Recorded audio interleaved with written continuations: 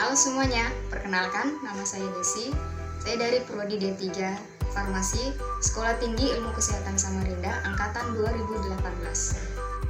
Pada video ini, saya akan menjelaskan tentang jenis-jenis paragraf. Namun, sebelum saya masuk ke dalam jenis-jenis paragraf, kita harus tahu dulu apa sih itu pengertian paragraf.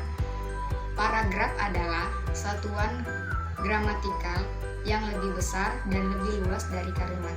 Pada dasarnya, paragraf merupakan seperangkat kalimat yang saling berhubungan secara bersama dipakai untuk menyatakan atau mengembangkan sebuah gagasan.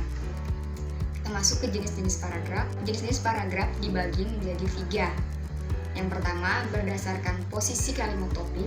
Yang kedua, berdasarkan ekspresi. Yang ketiga, berdasarkan urutan.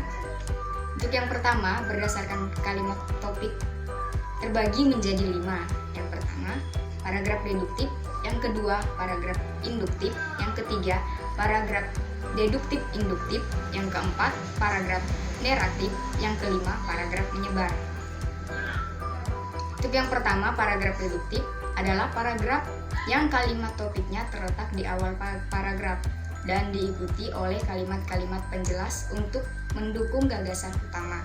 Yang kedua, paragraf induktif adalah paragraf yang kalimat topiknya terdapat pada bagian akhir. Yang ketiga, paragraf deduktif induktif adalah paragraf yang kalimat topiknya terdapat pada bagian awal dan akhir paragraf. Yang keempat, paragraf ineratif adalah paragraf yang kalimat utamanya terletak di tengah-tengah paragraf. Yang kelima, paragraf menyebar. Paragraf dengan pola semacam itu tidak memiliki kalimat utama. Pikiran utamanya menyebar pada seluruh paragraf atau tersirat pada kalimat-kalimatnya. Selanjutnya kita masuk ke jenis-jenis paragraf yang kedua, yaitu berdasarkan gaya ekspresi. Terbagi menjadi 5, paragraf narasi, paragraf deskripsi, paragraf eksposisi, paragraf argumentasi, dan yang kelima paragraf persuasi.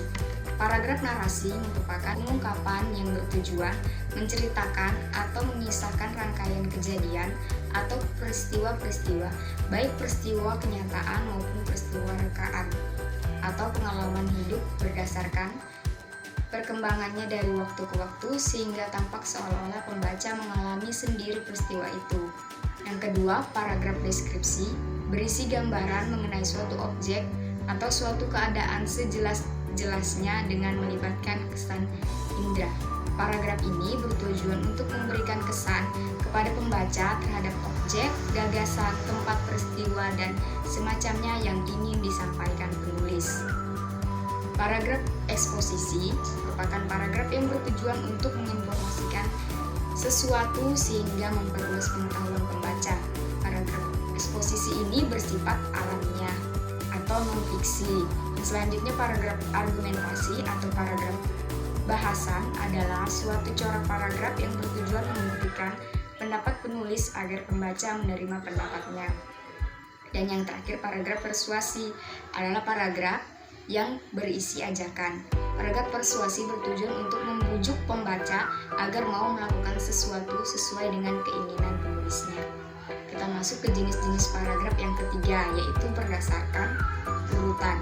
Ini terbagi menjadi 3, yaitu paragraf pembuka, paragraf isi, dan paragraf penutup. Paragraf pembuka merupakan pembuka untuk menyampaikan pada permasalahan yang dibicarakan. Paragraf isi merupakan inti dari semua karangan yang terletak di antara paragraf pembuka dan paragraf penutup. Paragraf penutup merupakan simpulan dari pokok-pokok pikiran dalam paragraf isi. Tujuan pengajian paragraf penutup ini adalah agar apa yang tertuang dalam paragraf-paragraf sebelumnya terkesan mendalam di benak pembaca. Oke, terima kasih. Demikian penjelasan dari saya. Kurang lebihnya saya mohon maaf. Dadah, sampai jumpa.